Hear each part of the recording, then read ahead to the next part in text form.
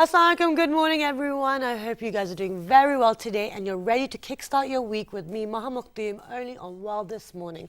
Today I am by myself, but we have a very informative show for you today. The weekend has been a really crazy weekend. There's a lot of stuff that was happening, a lot of tragedies that took place across the globe and even within our country. And it's about, the world is such a small place. If anything happens in any nook or cranny of the globe, we will find out about it. And it's all about being connected. It's all about, evolving together and moving forward together. And as we saw over the weekend, nations came together to mourn the loss, to reject violence, to kind of support each other. And today's show is kind of linked to that, in the sense that we are taking a very technical aspect look at the world today. We're going to be looking at looking at open sourcing today. What is the relevance of it, and why is it relevant to what I've just said? Because these operating systems, which I have been being briefed on all morning today, is something that is connecting us. So if we use Skype, or if we use anything to connect to someone in another part of the country or another part of the world, these things enable us. And this also allows the free flow of information. It allows us to get information from other parts of the world, and that keeps us all connected. So that is what we're going to be discussing today. And as you know, we will be taking a very practical look at it as well, because we like to highlight the different career opportunities, the different economic opportunities, and the different basically development opportunities Pakistan has with all this developing technologies. So to discuss open sourcing, we have been joined by some wonderful people who are experts in the field, thank goodness, because it's a very complicated topic today. And I'm going to test my skills on my hosting today. So we have been joined by Salim Rafiq. He is the chair of the Open Source Foundation. Assalamualaikum, good morning. Thank you so much for joining us today. Thank you. Besides Salim, we have been joined by Rafi Baloch. He is also with regards to security and open sourcing. Assalamualaikum, good morning. Thank you for joining us. Besides Rafi, we've been joined by Babar Zahar. He is the founder of Open Source Foundation. Assalamualaikum. Walaikum salam. So guys, I'm kind of a bit out of my depth today, so I'm going to need a lot of support. So I'm going to start with you, sir. What is open sourcing, and why do we care? Yes. Let me put one very generic example. If you go to some restaurant for having a tea, and when you finish with the tea, before going out, you're going to have recipe of the tea, which is very good for you. So that is the recipe. So you're going to take that recipe within your home, and you can make that tea at your home. Right. So this is the open source idea. So you can have the source code of that software or that product, so you can try at yourself. Okay. So open source has actually, it is a license, a GNU public license. So what is the three benefits open source? Being a user, you can use that software, because the copyright holder or the author of that software gives you authority to use that software. And after that, being a developer and coder, you can change the model of that software, architect of that software, so you can amend according to your needs. So that is the second way of open source, second feature. And the third one, being as a company, you can redistribute that software and rename it according to your tag. Okay. So one of the big example of open source is Android.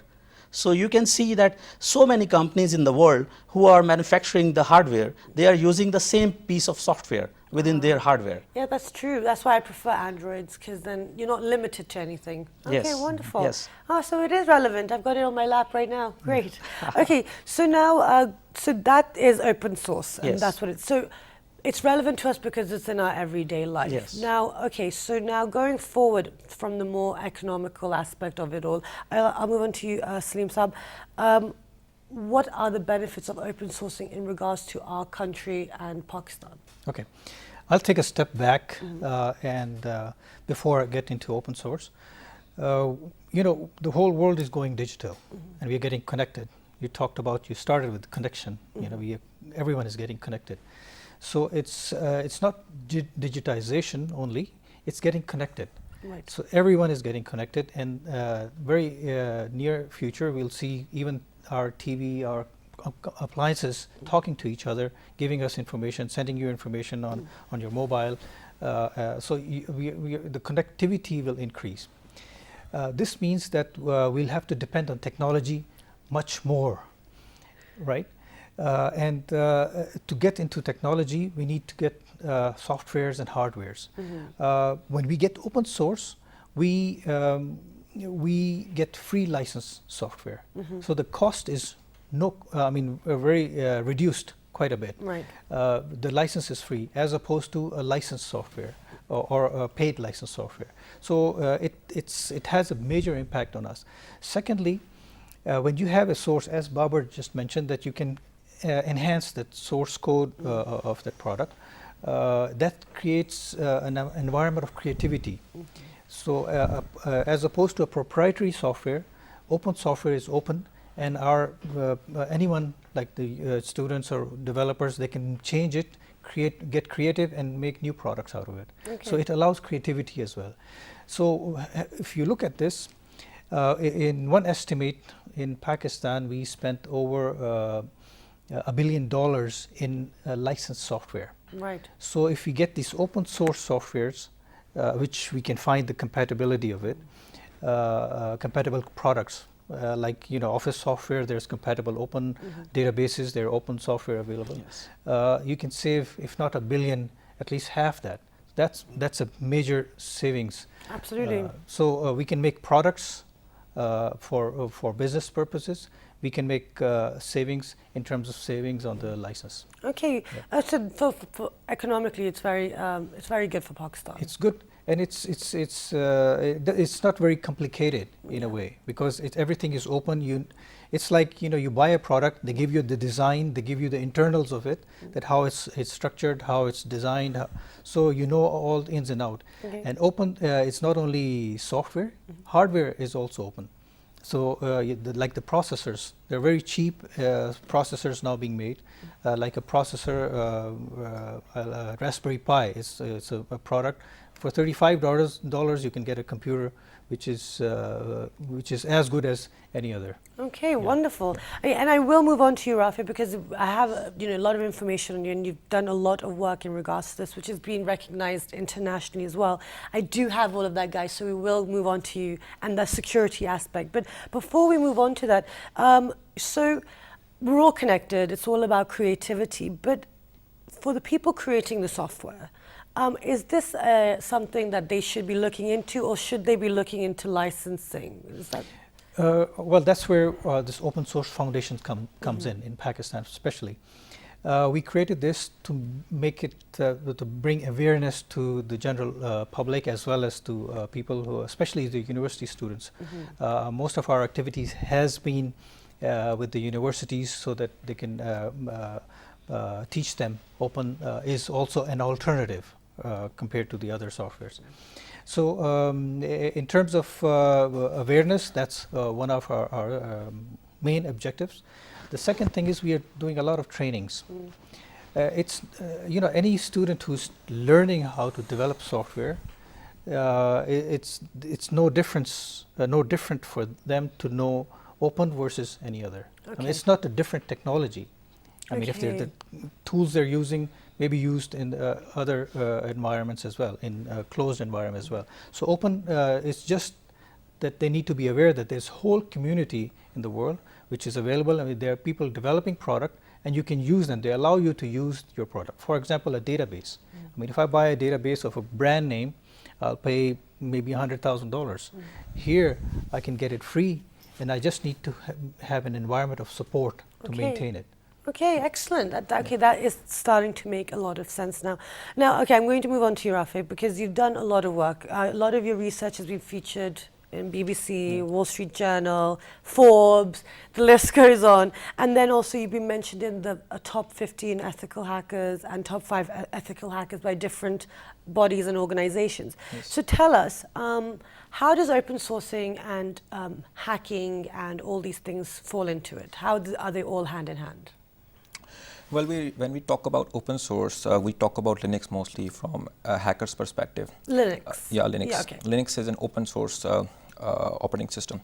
So a lot of tools that we utilize in our day-to-day penetration testing exercise and security testing exercise are based upon open source. Now the reason why we go for open source because of the fact that the source is known to us and we know that the source is not backdoored. There have been examples with a lot of devices from a lot of companies that have shipped closed source software, and later on backdoors have been identified into it. So number one is that we can find, since we can read the code, we can find the vulnerabilities and we can fix the vulnerabilities ourselves in open source. Number second is that since you know the source, you know that you are not being backdoored, or your privacy, which is your democratic right, is not being compromised. So, Okay, so what do you mean by backdoor? backdoor means that say you have this Android phone and someone has installed a piece of malware or Trojan that is sending all of your data to someone else across the border, so on and so forth. There was this phone known as Xiaomi phone, which was launched in India. And right after 3 months of its launch, it was identified that it had a backdoor and it has been sending all of their data to Chinese cloud. Oh, wow. The same has been the case with a lot of other companies as well. Right. Okay. So now then, so that's one aspect of it. So then, how does the because you're also hacking comes into it, security comes into it. So how does this all link, and how can we protect ourselves? Because I mean, we've done a show on open sourcing before, but this is like really like sciencey, technological. From an attacker perspective, from basically a security standpoint, we as security professionals, we trust open source more than closed source, Right, because we do not want to get infected ourselves. We are downloading a binary, exe file for Windows, and we do not know if it has been backdoored by Microsoft or any other. So since in open source we have the source code, we can read the source code, we can see that our data is not going anywhere else. So this has established a trust level. So a lot of hackers and security related people, they trust open source more than the closed source. So this is how it comes into play when we talk about security. Okay, so it's more like an open book, so it's actually Yes. more trustworthy. Okay, so let me move on to you, Barbara. In regards to the use for it, going forward, for people like me, or for do we need to be more educated in this? Do we need to educate our children? Is this the way forward? Is this going to make our lives easier and better? Yes. Knowing this information. Yes, I think we have a right to have both views, closed source and open source. We should be educated on both levels, so we can have the exact value added in our life. If we are using open source, first of all, we don't have to pay a lot of money for that software. That is the first step. And to learn that software, there is a lot of resources available online, even a lot of video trainings.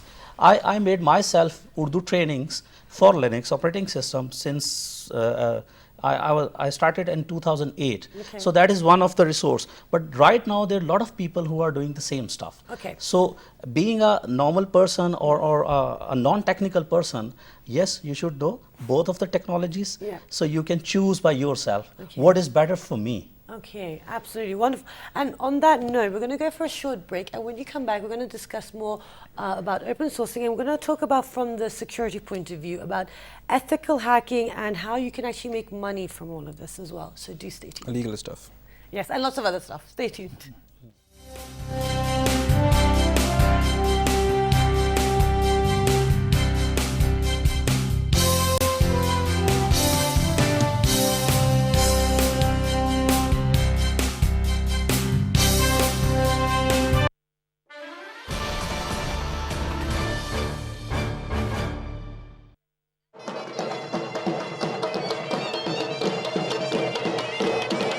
The Khatak dance from the mountainous terrain of the legendary Khyber Pass is performed by an all-male group of hardy tribesmen.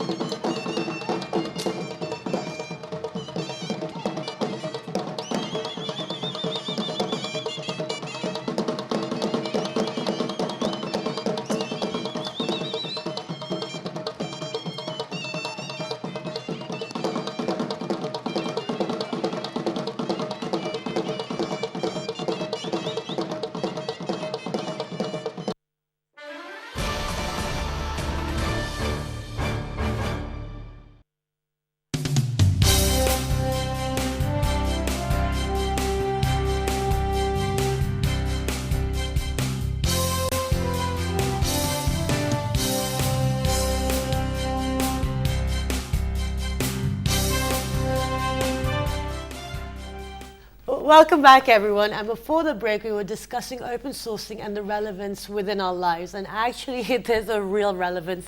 When I was doing the research yesterday, I was just like, do all these technical words. I was just like, you know, you read a sentence. It was like doing my psychology degree again. I read a sentence, was like, I understood nothing of that. So you reread it. But slowly but surely, it is making sense. And we have done a show on this before.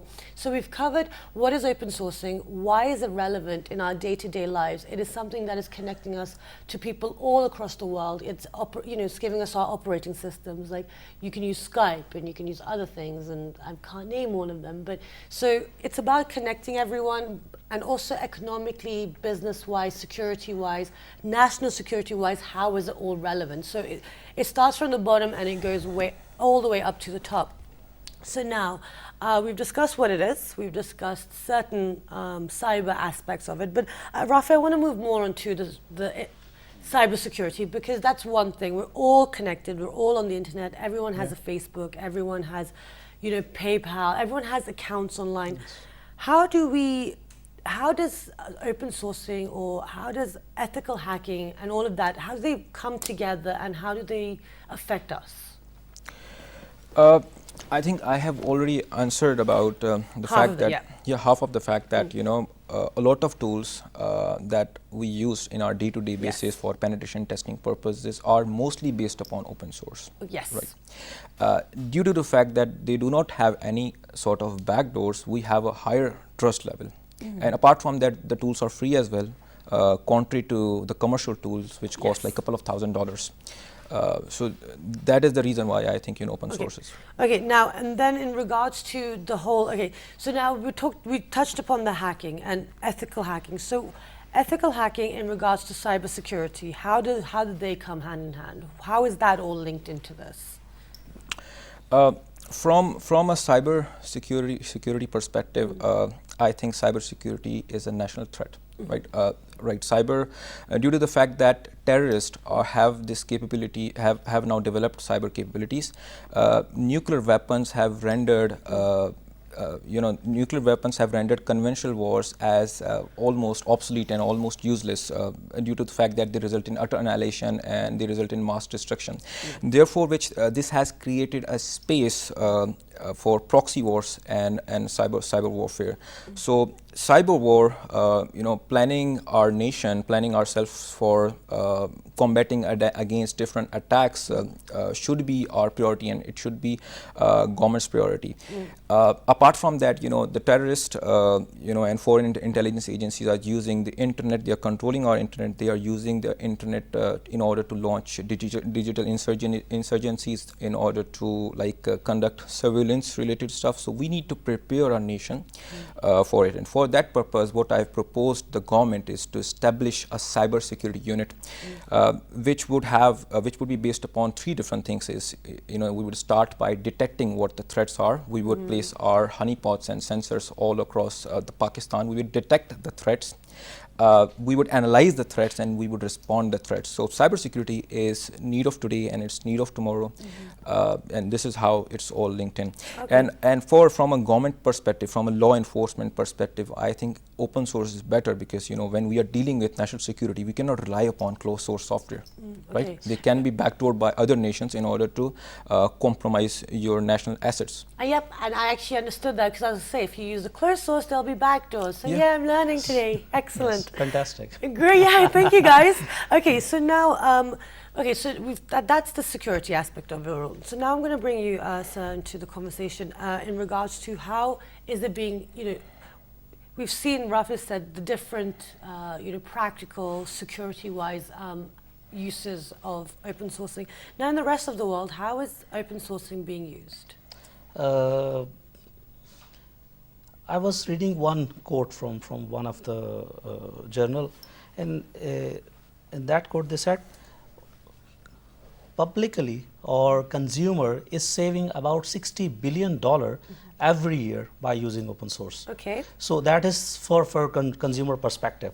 But if you see the big companies who become giant within the last 15 to 20 years, they started with the open source idea. They opt open source software like Google. They started in 1998. You can see the Facebook, some other big giants, social media engines, some search engine tools.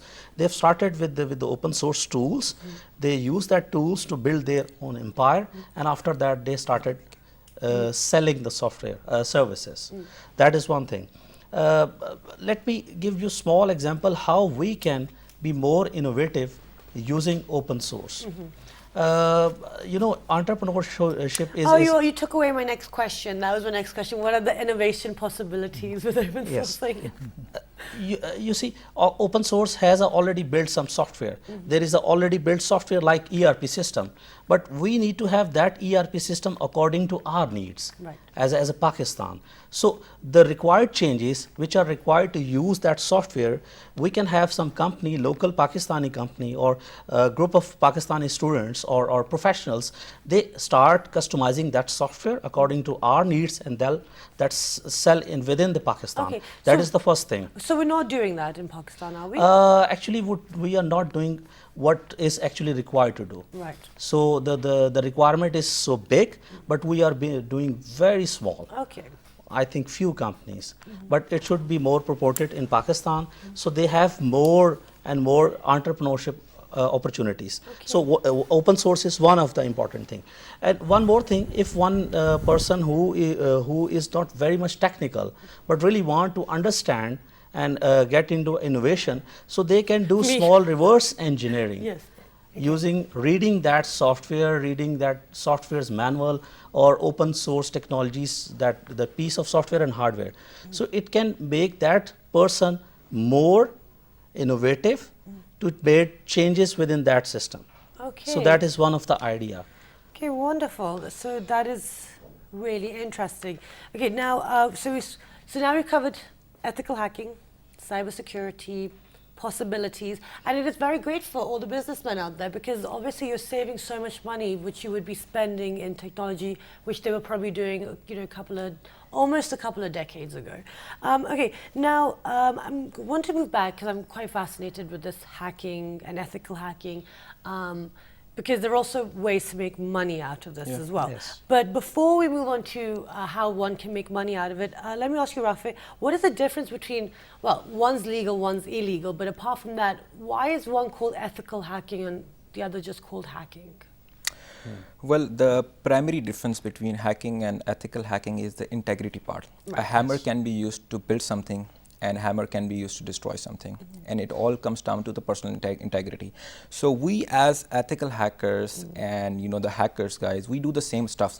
We hack into systems, break into the systems, but we hack into the systems in order to find weaknesses, in order to find vulnerabilities inside the systems, and in order to make the security model better.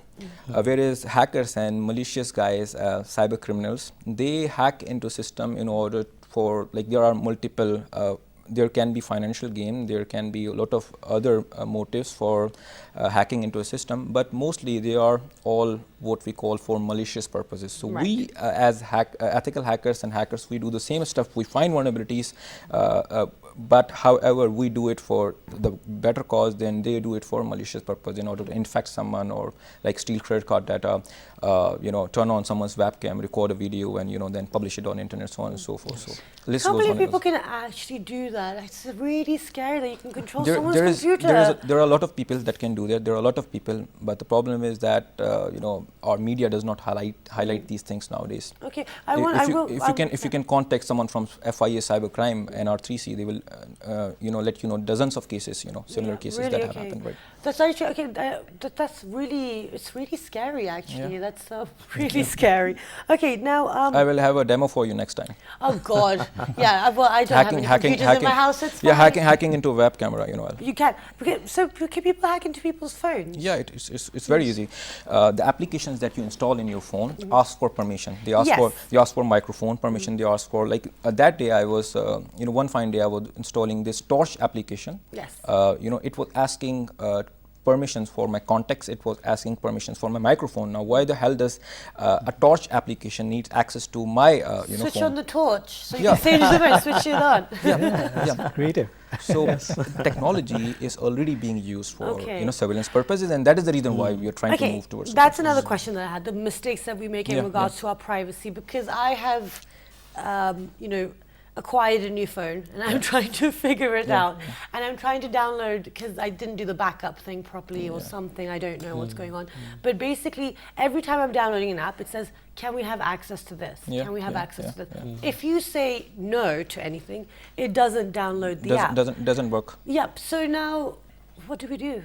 Because I don't want them to have access to everything, but you have to give them. So what does your average Joe like me do? Move Rafi? towards open source technologies. Okay. That's Where is Android? that's the solution. Okay. Android is an open source, but however, due to technical limitations of people, trying to explore source code, there have been, backdoors identified in a lot of applications. That a lot of applications were stealing your data. But what the very basic you can do is install an antivirus on your mobile phone, which a lot of people don't do. Oh yeah. Okay. My dad does that, and I was told, why are you doing this in the Yeah, phone? people think Father? now another problem is the technical limitations. If when we have 1 GB RAM inside your Android phone, and antivirus consumes a lot of resources. So from that technical standpoint, from processing standpoint, people ignore antiviruses due to the fact that they consume a lot of CPU and they consume a lot of memory. Okay. That they do. So this is It's Yeah. really annoying. You have to keep closing the ads and all these things as well. Yeah. Okay, I really need to come into the 21st century with my technology abilities. Okay, now, so that's the other mistake. So are there any mistakes that one could use when they're in the open source area? Like, is there anything, if someone's considering to go down this path, like you said, economically for Pakistan, this is something we should consider. It would half, from 1 billion, it would go down to 500 million. Is there anything else that we need to keep in line or we're really missing at the moment? Well, I think I can only talk about the advantages. I mean, Yes. of course, everything has its disadvantages as well. Open source is, I think we need to explain it more and more. Open source is software developed. Let's say I develop something and I put it in a place and I say anyone can use it. That's really nice. Anyone can use it, can enhance it, can redistribute it. Like a free market. Yes. It's like free, yeah. So, and I don't take any money from it. So let's say we make a product to calculate. Let's say we make a calculator, and 5 of us make a calculator. We have much more input making that product as opposed to just me making. Yes. So products that are being made have input from global open source community, and they are much more robust products as opposed to a single brand name of making it. Yeah. So the whole community, open source community, is putting their efforts in to put a product. So the product is much more robust. The product has much more aspects in terms of usage, and it's much more secure in that respect. So that's in my view, I think it's much more secure. Okay, excellent. So now, this open source repository, what is that? Okay, that's a good question. Open source, like if I develop something and that's the people all around the world, they're developing products and they put it in a place. Yeah. It's called a repository, Yeah. where anyone can go in there and pick up that product, get the source of it, and do whatever they want. Oh, so enhance basically it. what you just explained, all this, the improvements that they're making the product stronger, this is, Yeah. they take it from the The repository. So there's a repository, and you can mention the like GitHub, Yes. GitHub. Okay, yep, It's, go ahead, yep. take Yes. it away. One of the place is GitHub.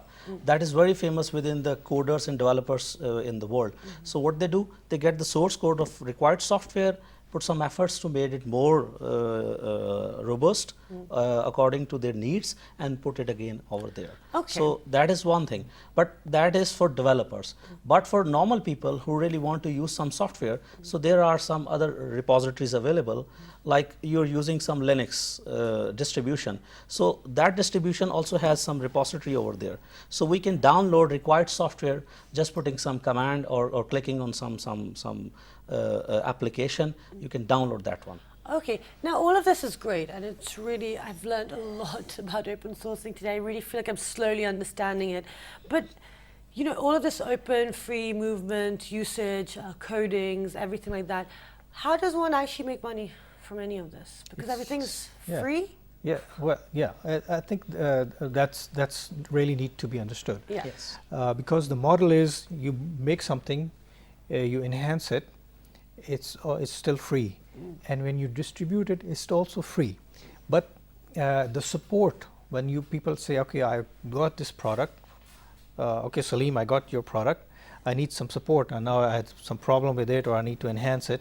So that's where you make money, in supporting in the support of it. Okay. So it's a good business model. Okay. Yeah. So, but then that implies that the application is faulty.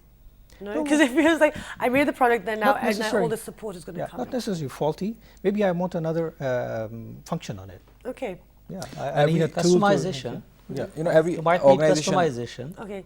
Sorry, Rafi. Sorry. Sorry, Rafi. Yeah, every organization has its own, you know, business logic, so they customize the software as per their needs. Okay. And sorry, Babu, you were saying? So customization is the second step, Okay. and the third way out is trainings. Right. So whenever you want to use some software or integrate within your organization, you also need training for yourself, being a user, or for developers, for the members of that organization. So Okay. that is the third way out. Okay. So the first one is, as Mr. Salim said, that is the support. Yep. The second one is customization or changing according to the need of that organization, Okay. and then third one is the training. I'll give you a very good example. Here in Pakistan, there's a group of young guys. They've made a service called Tune.pk. Yes. Yes. Yes. Yeah. We've all used it. You used it, yeah? It's the alternative of YouTube, Yes. you know, when YouTube was Yeah. banned. They made this bucket where you can put your software, your videos and everything. They also sell the source of it. It's an open source thing. So they sell their source of it. They don't sell it, it's open source. People can take it, but what they do is they sell tools to use that software in different ways. So, and they're making a good business out of it. So I think last year their sales were $7 million. Wow, that's amazing. It's Well, they insane. were amazing. They really stepped in when you Yeah. know the nation was kind of really struggling for music. I can give you tons of examples like this where young guys have taken an open source, enhanced the software, and they're selling Okay. Excellent. and supporting. I know of a young kid. He's just a fresh graduate. He's taken this accounting software, downloaded it, enhanced it a little bit, and he's just giving it free to various businesses. And he Nice. charges the businesses 10,000, 15,000 rupees per month as a support.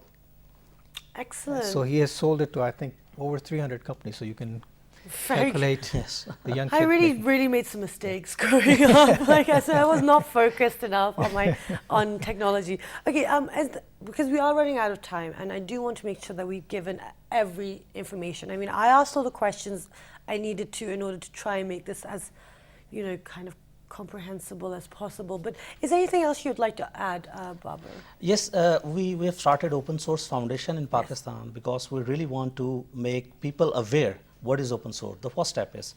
The second step we are looking for, we really want to train. We really want to train our students in universities, in colleges, and the common people as well. So how to use that open source software. The second level, how they can contribute to the global community of open source, but also can use within Pakistan or customize that software according to our needs. Okay. That is the second thing. And we are also planning to have some support companies in Pakistan, which is actually a missing part in Pakistan. So there are very few support companies who can offer these three things, like trainings, like customization and support functionality for open source. Okay. So these are the aims of Open Source Foundation of Pakistan. Wonderful, and that's wonderful because I really think that people need to be educated on this because it's in our lives, it's in our daily lives, and literally, you know, it's taken me about a year to understand open sourcing. But anyway, now before I get conclusions from everyone, I just want to ask you about yourself. You talk about training, and even Rafi mentioned that, you know, there needs to be some sort of you know, cybersecurity unit, etc. yes. That will come once the awareness is there, correct? How do we, like you said, how do we now finally get the universities or the schools to actually start educating our kids in this? Because that's the only way we'll become that, you know, till we take stock of what we need to do. In my opinion, we need to collaborate with Higher Education Commission. In fact, we are collaborating with Higher Education Commission.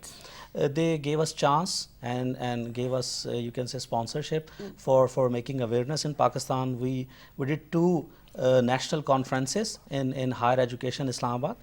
The second thing, for colleges and for universities, obviously there should be some syllabus available. So that is also required. So the children should be aware of both technologies, closed and open source. Absolutely. So it should be available to our students, our children, Yeah. so they can opt for one thing. Okay, yeah, exactly. An educated choice, and knowledge is power as well. And I'm just going to grab my piece of paper. Thank you very much. But I'd like to ask Salim Saab, is there anything else that you would like to say to everyone that's watching right now? Yeah, I think one of the key thing is that the publicity and the awareness, and like you hosted this program, I think it's an excellent way. Thank to you. get, I really tried today. Really thank you for this, because that's the way a lot of people can at least understand there is something called open source, and then they can go and search and understand about it. One of the thing is that, like I said when we started, that we don't want to be at a position we say, oh, we didn't see it coming. You know, digitization is coming, and a lot of with that, everything will be talking to each other, and we need to know what softwares and we need to build our own softwares, our own controls. One of the things which we didn't focus a lot is there's money to be made here. There are jobs. You know, there are not too many jobs being created. This is the way people can start their own business. I gave you an example of Tune.pk, and there's tons of others, but a lot more can be done. Yes. I think HEC, Higher Education Commission, has sponsored us a number of times, and we have gone to several universities across the country to ensure that they also include this in their syllabus. It has a major impact on our economy. Absolutely. I know you're absolutely right. I did want to touch upon the aspect of the career opportunities, but I think I got so carried away with trying to understand the whole system. But before I get your conclusion, Rafi, we talked the money making. You can bring in a bit, you know, the career opportunities, and also, you know, what are the common mistakes that we are making as users? From a security and privacy perspective. Yes, exactly. From a security privacy perspective. You know, I have been dealing with cyber security for more than 7 years now, and one of the common mistakes that I have seen is from teenagers, especially girls and women. They are uploading their they are taking selfies and they are uploading their pictures on cloud.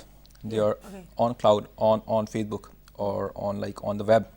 What they do is they upload their stuff on the web, and they set the privacy to only me, so only they can view that stuff, right? It's a type of they use it as a storage medium, right? When their accounts get compromised, so then the hacker has the same access that they had to their account, so he can view the private photos. So this is the number one mistake, that people upload their private and personal data online or on cloud. The second most common mistake. So you're saying not to put anything on cloud? No, I will come to that Okay. in the conclusion part. But the second mistake, I would like to highlight. This is a very important mistakes, and I have dealt with a tremendous amount of cases related to it. What people do is that they store, they take selfies from their phone, right, and then they store it on their SD card, right? Yeah. On the SD card. Now, how much does the SD card cost? Like 300 rupees or 500 rupees, right? Depending upon the storage, size, right? Yeah. Then when they are selling their mobile phone, what they do is they delete the SD card, they erase everything, and they sell it. They think that nothing can be recovered, right? But in fact, the reality is from a technical standpoint, and Babar Bhai will second it, is that anything that you delete from your SD card, anything that you delete from your computer can be recovered by using freeware tools. So there have been confirmed cases where someone, a lady basically sold her phone, and the shopkeeper basically recovered it all. Recovered, and then he put it online. He put it on his blog. Oh my gosh! He put it on his blog, and he was earning money. He was making money with advertisements. So this is a whole ecosystem. So how do you stop that quickly? We're running out of time, Rafi. Tell us. Don't put the information. This is one way, but a workaround is buy an external hard disk, right? And store the data over there, and use tools like TrueCrypt and BitLocker to encrypt that. Secondly, SD card costs like 500 rupees. Just burn the SD card. Okay, so we run out of time. Okay, so just burn the SD card, guys. Like, don't keep it. But thank you so much for being here today. It's been an absolute informative, very enlightening show. And best of luck with the cyber crime unit and getting everything with the training. Yes. I hope you guys took something from it. This is what's connecting us to our family across the world, our friends from all over the place. And we cannot fight it, we can't run away from it. So do educate yourselves, because your information and security in personal life is at stake. So with that, log on to our Facebook fan page, which is with the name of World This Morning, our Twitter page, World This Morning without a G, our Daily Motion and YouTube page, World This Morning. The repeat is at 5 past midnight tonight at 11:59. 6 minutes later, our show will be on. So that's Tuesday morning. Have a wonderful day, and we will see you bright and early tomorrow. Goodbye.